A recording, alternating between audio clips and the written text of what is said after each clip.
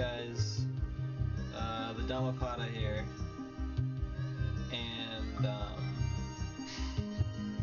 I am spending another night by my lonesome, little old me.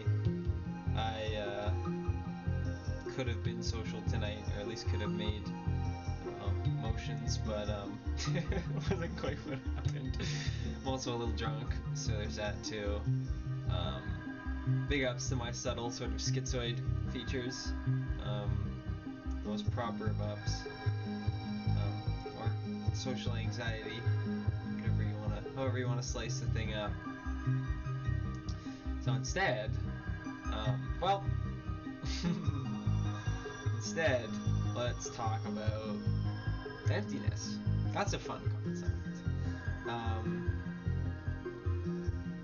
And you see, by definition, it's not really a concept. You're not gonna...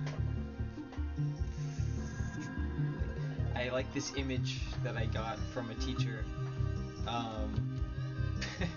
You're gonna go in there and pick the thing up with tweezers and have it here. No, not quite.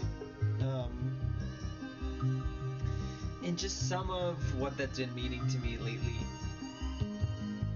Because I think that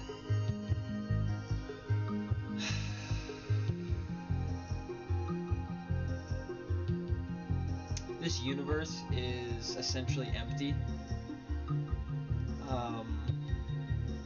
in a way that it's utterly devastating and terrible, but in that utterly revelatory and finally satisfactory. So there's a sort of split that isn't really a split at the same time. That's only gets us so far. Because what else could you compare this universe to? What else could this universe be made out of? Because anything that it could be made out of would be more of what it is, and that thing that it is, would have to be made out of something else, and so on. It wouldn't really stop. So then this process of things going all the way down, what is that? What is that thing that you can grok as an absolute whole?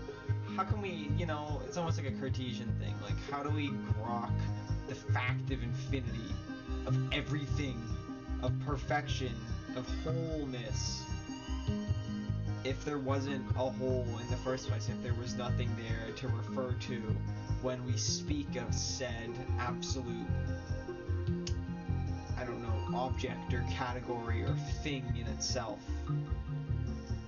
That is total, that is the end of the line. And I call it emptiness because it's akin to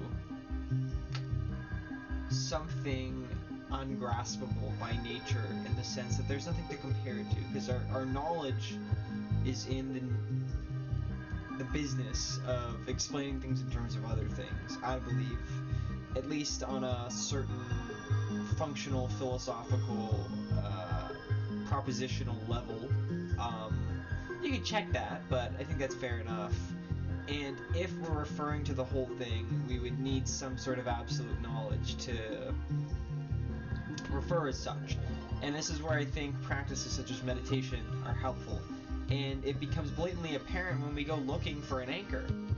And I don't know about you guys, but we're always looking for anchors. We're looking for something to set our sights upon, to orient ourselves around, because in and of ourselves, we aren't a whole lot. It seems to take two to tango in life. It seems for that thing to be that thing over there, we need to have other things to be other things, those are not. To compare them to have difference, to even conceive of anything in the first place. But with that, the more we go looking for those things, the more we orient around those things, the more those things turn into other things, and so on. It just turns out to be things all the way down. It seems to be never ending. And I think this is what the Buddha really meant by suffering, by being unable to and unwilling to see that whole, to surrender to that, and to abide by something of a mystery. Because, and I believe that knowledge is not something individual. We're already off to a very heady and philosophical start, but knowledge is not something that one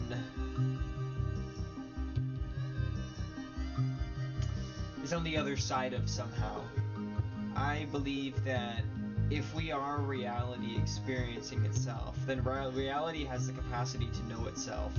Knowledge is something as given as the reality of the senses. I believe logic is something relative in the sense that if we had nothing to organize, there would be no logic. So that organization, how can we put that outside of the facts of logic, especially if we can use logic upon logic itself and so on, even if we never touch, I don't know, something of the bottom line of whatever that process really comes down to, because it's empty, it's just so on and so forth, but we can still abide by whatever that suchness, that sort of happenstance, knows itself as in its, well, unknowing knowing, you know, by the light of that intuition of the whole.